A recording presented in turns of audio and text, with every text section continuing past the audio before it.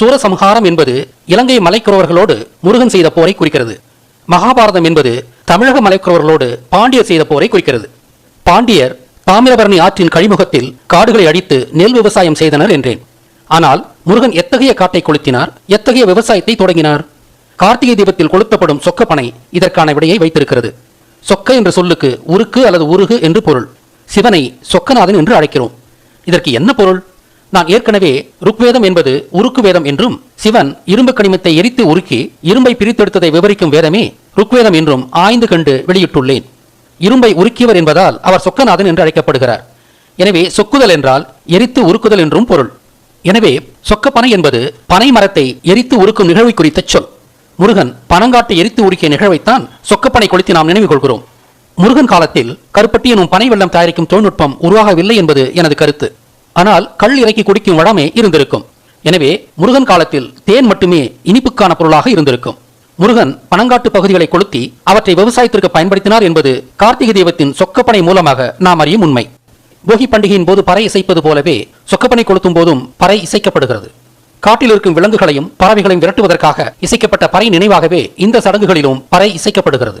ஆனால் போகியின் போது இல்லாத சடங்காக சொக்கப்பனை கொளுத்தும் போது மக்கள் தங்கள் இடுப்பில் மாட்டு மணிகளை கட்டிக்கொண்டு மணி சத்தத்தோடு சொக்கப்பனையை சுற்றி சுற்றி வருவது வழமை. இது ஒரு மிக முக்கியமான நிகழ்வு. முருகன் மாடு மேய்த்தவர் என்று நான் ஏற்கனவே நிறுவியுள்ளேன். கால்நடை மேய்ப்பவர்களே பனங்காட்டை கொளுத்தி விவசாயத்தை தொடங்கினார்கள் என்ற வரலாற்று செய்தியை தக்க வைக்கவே சொக்கப்பனையின் போது மாட்டு மணிகளை இசைக்கின்றனர். இது 10,000 வருடமாக நாம் கடத்தி வந்திருக்கும் ஒரு வழமை.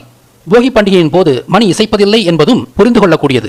இலங்கையில் ஏற்கனவே விவசாயிகளாக இருந்த பாண்டியர்கள் இங்கு வந்து காட்டை கொளுத்தி விவசாயம் தொடங்கினர்.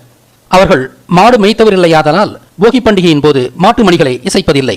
ஆனால் கெடுவாய்ப்பாக சொக்கப்பனை கொளுத்தும் போதும் கூட தற்காலத்தில் மாட்டு மணிகளை இசைப்பதில்லை. நமது விவசாயமும் விவசாய முறைகளும் மாடுகளும் குறைந்து வருவது ஒரு காரணம் என்றாலும் வந்தேரி இல்லுமினாட்டி திராவிடர்கள் தமிழரின் பண்பாட்டை இடித்து கூறியதால் நிகழ்ந்த கேடுகளில் இதுவும் ஒன்று. இங்கே காண்பிக்கப்படும் காட்சி மேலை நாட்டவர் தங்களது கால்நடை திருநாளை இன்றும் மாட்டு மணிகளை தமது இடுப்புகளில் கட்டி கொண்டாடுகின்றனர் என்ற உண்மையை எடுத்துரைக்கிறது. நல்ல வேளையாக அங்கு திராவிடம் இல்லை. ஆக சொக்கப்பனையின் போது மணிகளை கட்டிக்கொண்டு சுற்றி ஓடுவது ஒரு முக்கியமான வரலாற்று நிகழ்வை தக்க வைக்கும் பண்பாடு. இதை காத்து எதிர்காலத்துக்கு வழங்குவது நமது கடன்.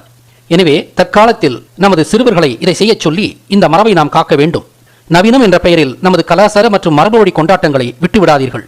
இந்த திருவிழாக்கள் நமது நாகரிகத்தை உருவாக்கிய நமது மூதாதையர்களுக்கு நாம் செலுத்தும் நன்றி கடன்களே.